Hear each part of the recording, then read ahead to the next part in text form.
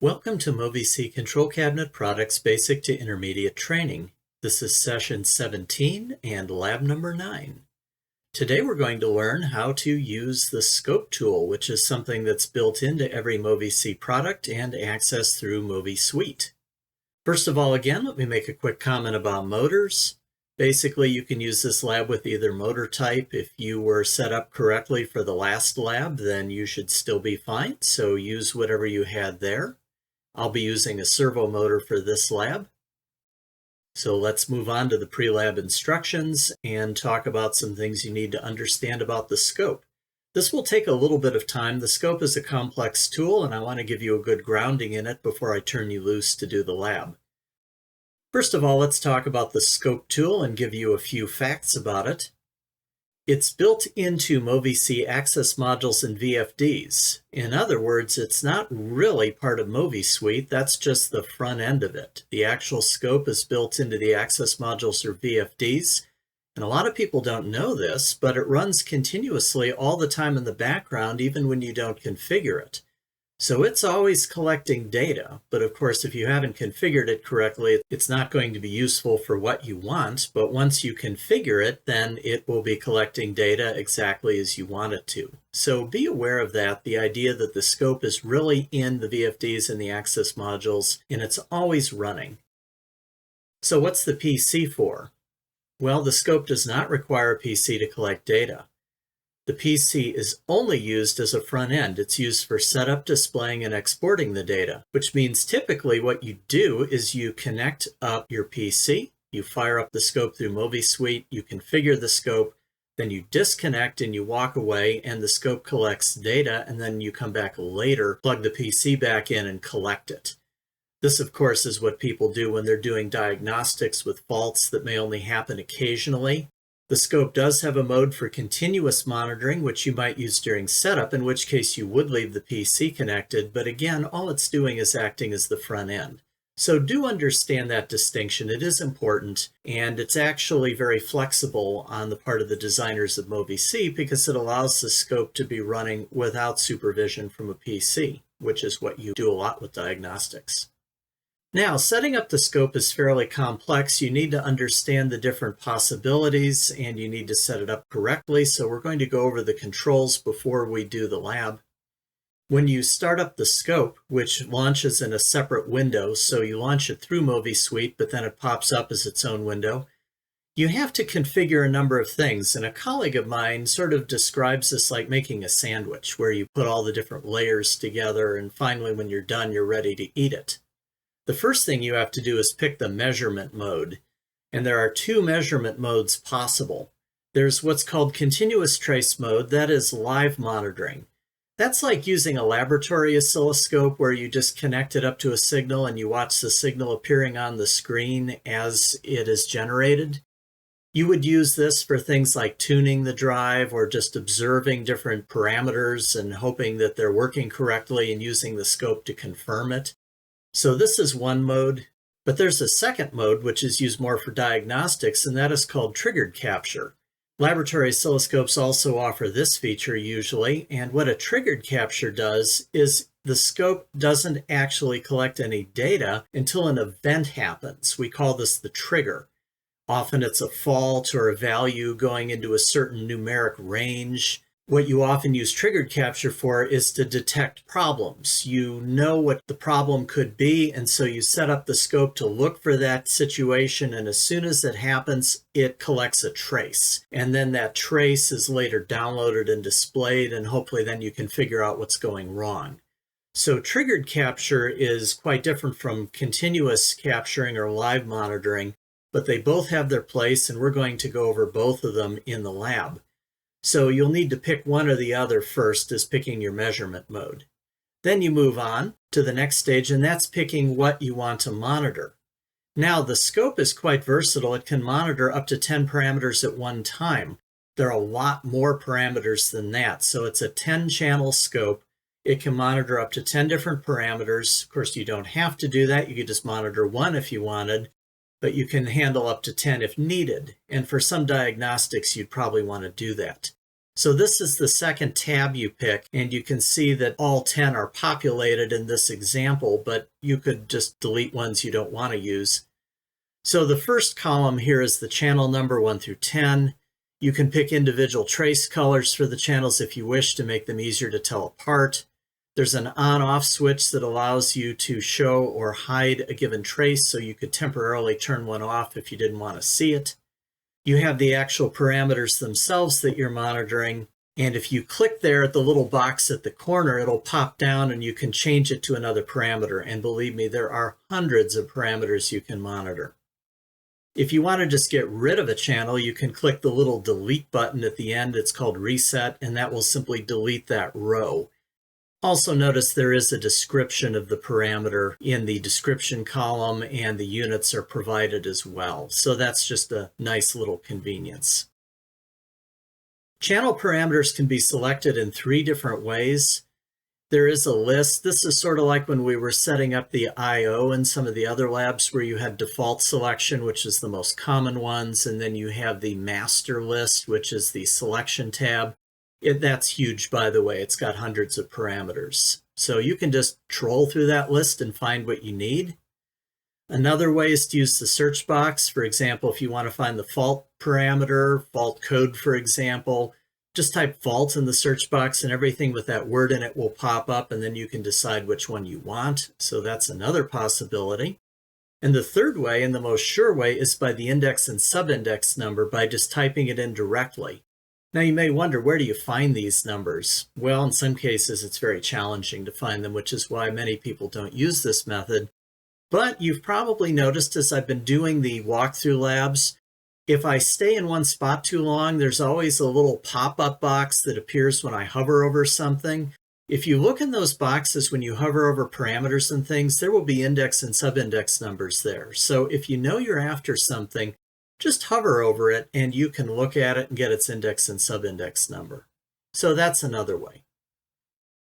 Now you move on to the next tab, and this one only applies if you're working in triggered mode. If you're in live monitoring, continuous mode, you skip this one. This is where you pick one or more triggers that are going to determine when the scope actually activates and collects a trace. So you have to activate at least one trigger source. Then you have to pick what it is, and it comes from one or more of the channels that you have picked. So if you want to trigger on something, it's got to be one of the assigned channels. Doesn't matter which one, but it's got to be a channel. And then you can specify what it's looking for. Is it looking, for example, for a code in the case of a fault? Is it looking for a numeric value, a threshold where a signal rises above something or falls below it? Is it like a binary signal that just goes high or low? You can trigger on all these different things, and it just depends what the parameter is you're monitoring.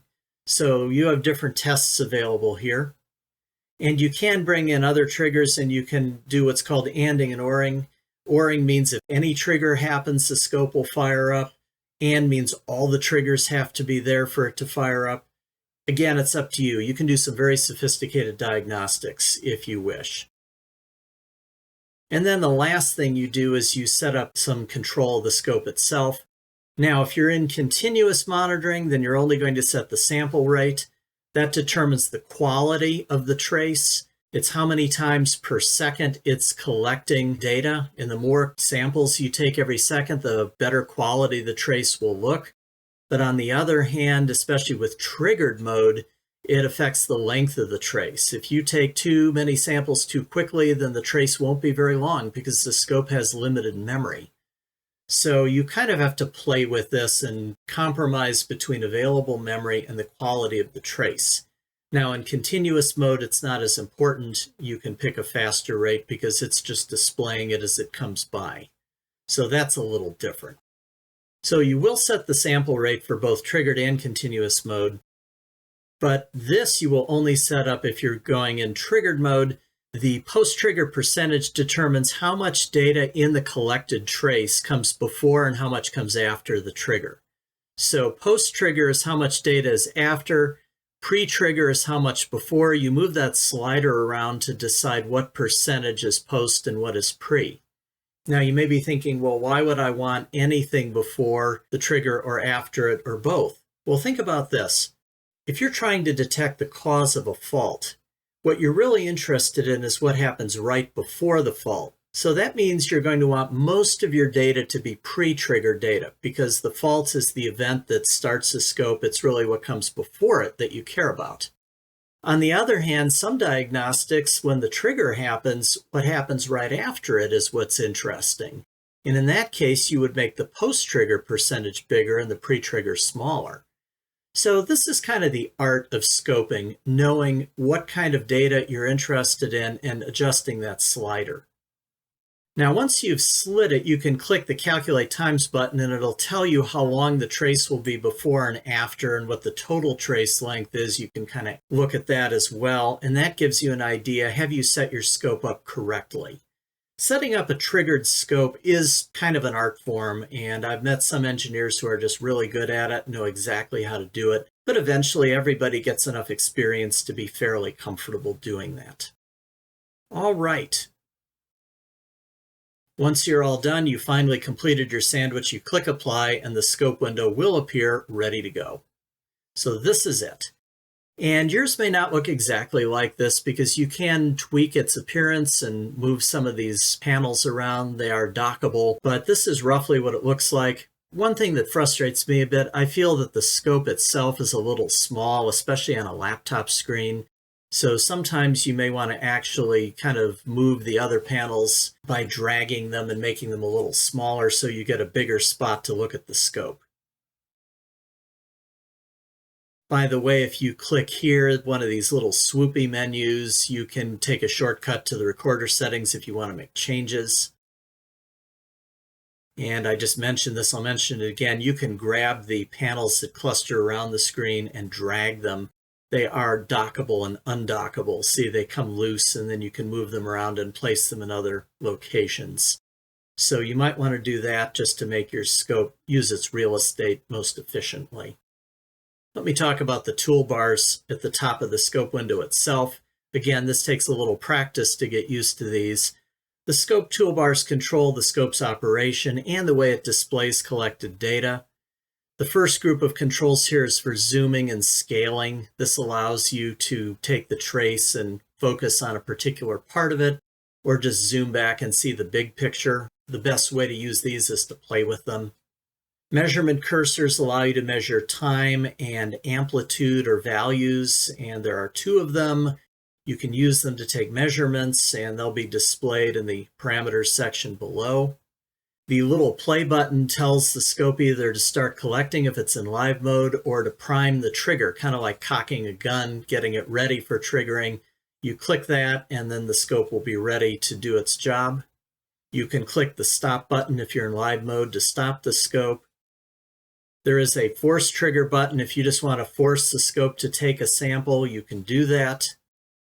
This rather innocuous button tells MOVI-Suite, the scope part of it, to download data from the actual scope in the Access or VFD and display it, and that will take a few seconds. So after you have done a triggered capture, you will click this, transfer the data, and look at it.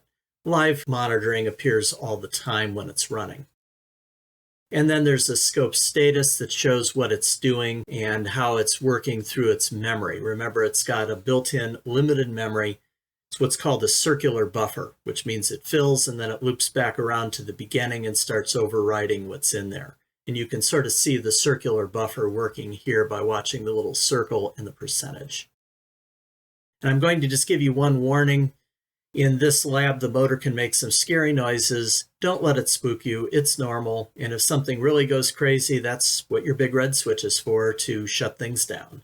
But don't get spooked by it. It is intentional. So pause the video and do the lab.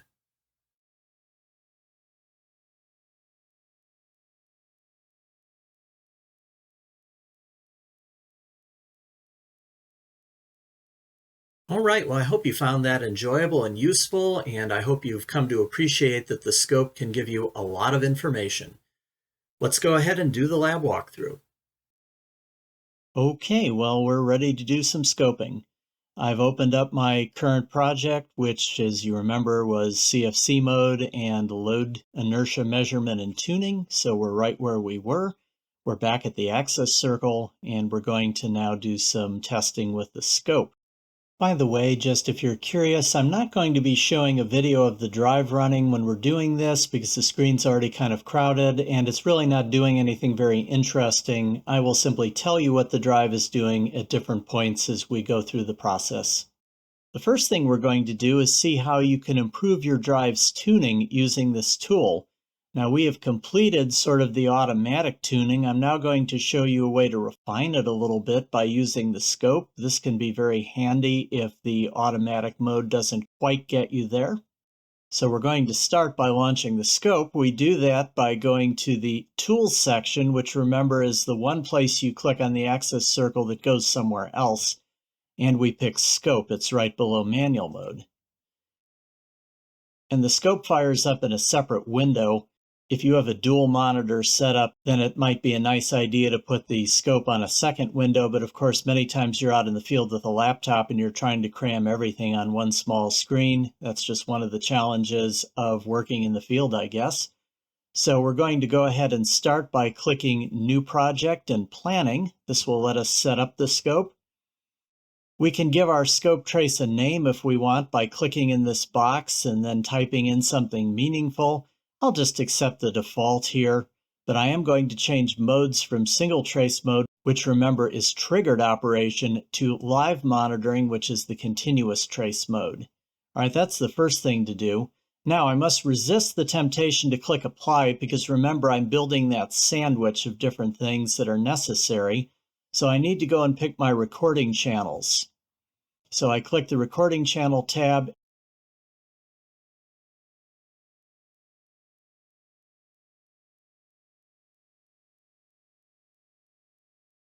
You can see I've got a bunch of channels already picked. So what I'm going to do is actually get rid of all these by clicking the reset button here in the corner. And that just clears each one. And I get a warning that basically I've removed everything and there are no triggers anymore. Is that okay? And the answer is yes. We're not going in triggered mode anyway. And we're going to be putting some things back. I'm also going to turn off the channels that I don't want to use. I'm only going to be monitoring 2, so I'll turn off 3 through 10. Okay, to set the parameter, I'm going to click the little pull-down box next to it. I'm going to use the search box because there are just tons of parameters, so I'm going to type in speed set point and give it a second. And everything with speed set point in it comes up. I have to sort of sift through this, and I'm going to pick this one here, speed set point in system units. I'm going to click it and pick apply. I'm going to pull the second channel down and put in actual speed. Wait a second for the search to function, and I'm going to look for actual speed in system units. And there it is. Click apply. And that is it. Now again, I need to resist the temptation to click apply. I do not need to go to the trigger tab because this is not a triggered mode, but I do need to go to control mode and just set the scope's operating parameters. Now I don't have to worry about setting the pre and post trigger because again, we're not in triggered mode, but I do need to set the sample rate and I'm going to pick 2 milliseconds. That means every 2 milliseconds, 2 1/1000ths of a second, the scope will go out and sample the channels. And that is an adequate sample rate for what we're doing. Generally, if you're really looking for fine detail, you're going to pick a very short sample rate. If you're looking at phenomena that occur over a broad period of time, pick a longer sample rate. Okay? Again, this is kind of something you gain from experience. Now, at long last, I can click apply. And there is the scope. And I'm going to adjust this window so it's not quite so big. And I'm going to just point out here, we have the basic scope in the middle. We have our project settings over here. We have our channels down here. Now, the first thing I'm going to do is shrink the channel pane to make the scope bigger because I don't need to show all that space under the channels that I'm not using. And I'm also going to shrink some of the other panels a bit because again, I don't need those really either. So there, I've made my scope real estate a little bigger. All right, so we're now ready to take some measurements. Now, what we're going to do is we're going to run the drive in manual mode and kind of cycle it back and forth as we tweak the tuning. And the scope will allow us to see what's going on because we're going to see the actual performance appearing on the screen. To do this, now I need to go back to MOVI-Suite, so I'm going to just bring MOVI-Suite back to the front. I'm going to open manual mode here. I'm going to activate it and remove controller inhibit. I'm going to open the manual mode settings pane by clicking the little gear, and I need to make sure the acceleration is set to maximum. I'm going to set speed to 2000 RPM, and that's pretty much all I need to do. So now I can run the drive and I can cycle it back and forth by hitting the speed reversal button or hitting F7. And by doing this, I will see how it behaves by looking on the scope screen. Now, at the moment, our drive is actually tuned pretty well, so it should look good on the scope. Let's look at what a well-tuned drive looks like. I'm going to fit the scope here with manual mode. And first thing I'm going to do is start the scope collecting data by clicking its play button. So I'm going to start it up. And you can see there it is. It's showing data. Now, it's not scaled very well, so what I'm going to do is click this button here on the toolbar called Fit. And that's going to show me my two traces fitted to the screen. Now let's just review what they are from their colors. You can see this in the recording channel. The blue is the speed set point, the official value, and the magenta is what it actually is. So right now, the speed set point is 0, and what's coming back is essentially noise. Let's start up our drive. I'll click play, and I got to bring the scope back here. And I'm going to click Fit again to kind of make it fit. And there you can see we now went from 0 up to 2000 RPM. And by the way, if you just take your cursor and hover it and then look in the channel under the current value column, you can see I'm reading the actual value at each point on the graph, which is pretty neat. And you can see we're pretty close to 2000. Now let me do a few speed cycles here. Unfortunately, I lose my scope window while I do that. But you can see there we go. We have our values. And I'm going to click stop here just to stop the scope from collecting data. Now we can see that the set point value and the actual value track each other almost perfectly. And that is because the drive is well tuned and also because it's just a flywheel which wasn't that demanding anyway. If this were a real application, it might not look so nice.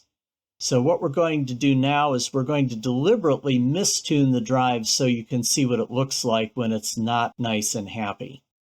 I'm going back to MOVI-Suite for a second. I'm going to go to Optimization DT1.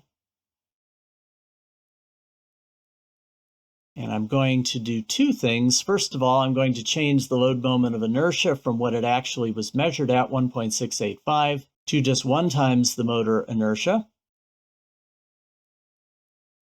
I'm going to set the controller dynamics stiffness setting to 1, but I'm going to be sliding that down as I run the drive. And you're going to see what happens when the stiffness gets too soft. So let's first of all start the scope up again. All right, we're collecting data. Go back to manual mode, I'll press play. I'll do a few cycles. And now I'm going to slide the slider downwards. Do a cycle or two. And I'm going to slide it further.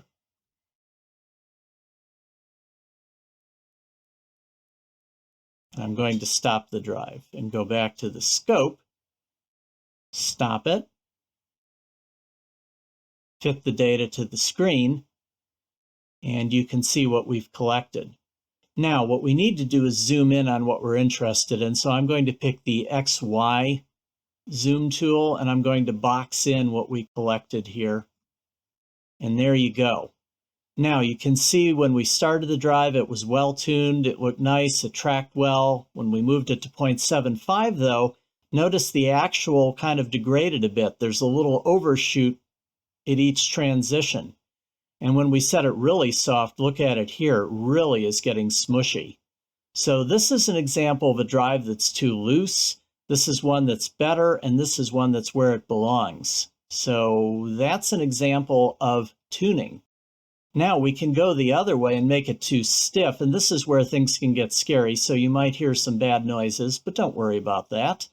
Let's just start the scope up again. And we'll go back here, and we're going to now set the slider back to 1, run the drive, do a few cycles, and start stiffening it up.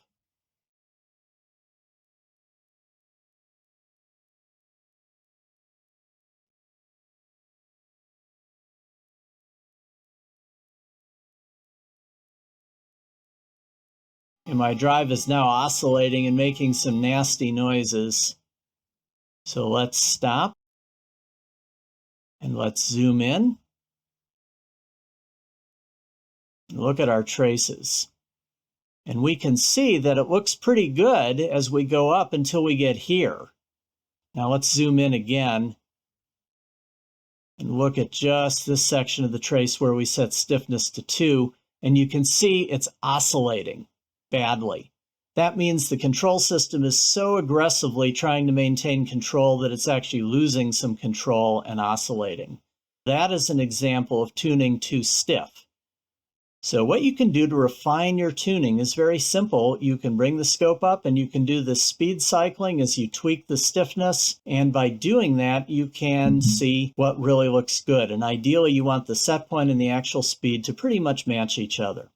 Now, we better put our drive back to its original values here. So I'm going to put my stiffness back to 1 and my load moment inertia to 1.685, which is what it is. And now my drive is back tuned correctly. So that is tuning with the scope. All right, let's shut off manual mode. I'm going to remove controller inhibit, and I'm going to deactivate it and close it. And that is that. What we're going to do now is shift gears from looking at using the scope as a live tool to using the scope as a triggered tool. Specifically, we're going to use it to watch for a particular group of faults and to collect data around the fault for us to come back and analyze later. You would do this if you had an application that faulted apparently randomly, but maybe at wide intervals, and so you couldn't just stand there and watch it. Instead, what you'll do is you'll set the scope up in triggered mode, you'll give it a set of conditions, and when those occur, it will capture data surrounding those events. You can come back later then and look at that data and try to figure out what happened. We're going to create a condition that will provoke a fault similar to what you might have in real life, and we're going to set up the scope to watch for it. So let's do that. First, we need to bring our scope back up here, and we need to change our measurement settings. So we're going to go here and just click Measurement, and that goes back to the setup screen. We can change our name if we want. In fact, we probably should. So what I'm going to do is just add a 1 after it so we have a second trace. I'm going to change to single trace mode. That means change to triggered mode. I'm going to go to my channels. Remember, don't click apply. And I'm going to add 3 more channels. So I'm going to turn 3 more on and then add these. And here's what they are. I'll be using search to find them. First one I want is DC link. We want to watch the DC voltage, DC link instantaneous. There it is. That can be very revealing about what's going on the drive. Channel 4 is going to be absolute torque generating current. Right there. And then my last channel is going to be fault code. Remember, I said that the trigger has to be one of the channels, and this is the channel that's going to be our trigger. It's the fault code channel. Now I go to the Trigger tab, and I need to set up what the trigger will be, so I'll turn trigger number 1 on, and I'm going to pop it down here to pick my choice. I'm going to pick fault code, and I'm going to put in my fault that I'm looking for. Now we could get actually one of 2 fault codes when we provoke the type of fault I'm going to be generating. It is E0801 and E0802. The first 2 digits are the main fault code, the second 2 are the subfault. What we're looking for is a main fault code value of 8. So I'll put in 08 under main fault. And under subfault, I'm going to just turn the mask switch off. And what that means is anything with a code of 8 will cause a trigger. Now, if I want a specific fault code, I would turn that switch on and put a second value in there. For example, if I wanted 0801, then I would put a 1 there. But I'm going to accept anything with a main fault code of 8 by turning the mask switch off. Now, we don't click apply yet. We click control, and we're going to now set our pre and post trigger slider position. Now, let's think about this. Do we want mostly what happened before the trigger or after the trigger when we're trying to analyze this fault? Well, in this case, we want really what comes before the trigger, because that's where the problem occurs. Once the trigger happens, the drive just stops. What I'm going to do is slide the slider to 10%. And what that means is 90% of what's in the buffer comes before the trigger and 10% after. We're going to see what preceded the fault, and we'll see just a little bit of how the drive behaved after it shut down. Okay, so that's our post-trigger adjustment. Now, we need to see how long a trace we're going to get with a 2 millisecond sample rate to decide if this is adequate or not. So I'll click Calculate, and it comes up and says I get 7.56 seconds of total trace time, 0.76 seconds of post-trigger time, and of course the rest is pre-trigger time. I think that's fine. That's a little less than 10 seconds, so I think that's adequate for what we're doing here. But if that was too short, what you would do is you would come here and you would make the sample rate a bigger value, in other words, at wider intervals, and that would make the buffer stretch further. But that is fine for what we're doing here. Finally, we can click Apply. And our scope comes up, and it's ready to roll. Let me just slide this up a little higher because we do actually want to see all our parameters this time. Fortunately, that makes the scope window a little small, but we'll do our best with it. Now, what we need to do is go back into manual mode. Actually, I probably shouldn't have closed it, so let me get manual mode up and ready to run the drive again. My acceleration is still set to maximum. My speed's still set to 2000, so we're good. Let's go ahead and start the drive. And it cycles fine, so it's behaving itself. Now let's bring our scope window up, and we're going to go ahead and prime the trigger. And we do this by clicking the play button. And what happens here is we get slightly different behavior. You notice, first of all, the buffer is collecting data, and it's just going to keep going round and round, collecting data. And these two indicators indicate that it's waiting now for a trigger. See, it says no trigger here. It's just sitting here endlessly collecting data, but it's not saving it. It will only save it once the trigger occurs. We need to provoke a trigger event here. I'm going to cycle the drive a few times, and we haven't provoked a fault yet, so let's make one happen by making the drive too stiff. I'm going to click Optimization. I'm going to turn the stiffness all the way up to 2. And there, look, I provoked a fault. It's fault E0802. That's one of the two we were looking for. Speed monitoring, generator mode. In other words, the drive started oscillating and it did some problematic things. I'll bring my scope up, and you notice now the trigger indicator is turned green, meaning something happened. Now, there's nothing on the screen. Remember, we have to download the data from the VFD scope buffer into MOVI-C. So we will click this button here, and that will transfer the data in. This takes a few seconds, and we can see something really messy looking here. So let's zoom in on it. And let's click Fit. And let's zoom again. And there we go. Torque generating current started jumping all over the place. DC links started jumping around. Actual speed, we can see the oscillation happening here. The set point is fine, of course. And our fault code is a digital value that triggered, and that provoked the scope to start storing its data and keeping it. There we go. We've been able to look at a fault, what happened before and after it. By the way, the white line identifies when the fault occurred in time. Everything before it is pre-trigger and everything after it is post-trigger. That is how you track a fault with the scope. And you could walk away and leave it for days, and it would be collecting data only when that trigger event happens. So the scope is a great tool for solving problems.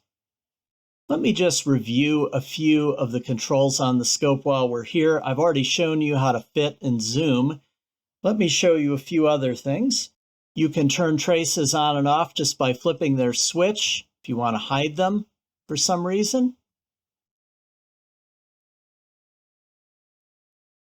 That can be useful sometimes.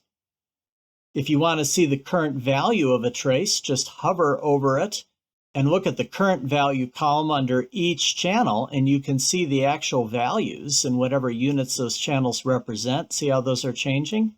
That's pretty nice.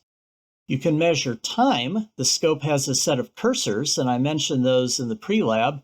They're right up here. They're kind of bunched up in the corner, and you have to grab it and slide it to get it out of the way. And they're labeled 1 and 2. And if you just put the cursor at the beginning and end of the time interval you're trying to measure, then the scope will show you the difference in time. Now you have to go here. In fact, I better expand this panel a little bit. Pick the Measure tab. And there we go. Notice as I move the cursors, the values change. And difference here tells you what the time difference is between number 1 and 2. It's 150 milliseconds. So the drive basically oscillated for 150 milliseconds before it shut down. So you might want to play with this. There are some vertical cursors too that can measure amplitude values. And those appear here as well. Cursor 1 and 2 and their difference. So there's actually 2 cursors for each axis. All right. And that's pretty much it. That's all I need to show you right now. I encourage you to play with the scope. The more you use it, the better you'll get with it. You can save your scope project by clicking its little floppy disk symbol, and that will save it. You can then close it up. And I better get rid of this fault. I'm going to turn controller inhibit off, and I'm going to reset my device fault, deactivate manual mode, close it up. Put that stiffness back to 1 so it doesn't fault again, go back to the axis circle, and save my project because we will want it in a working state for our next lab, which is also our final lab. And that is the end of session 17. So good work hanging in there. That was probably a little more challenging than the typical lab. In session 18, we're going to move on and learn something about referencing. Referencing is something you have to do before you can do any positioning operation. We're going to devote a full session to referencing before we do our final lab in session 19. So see you then.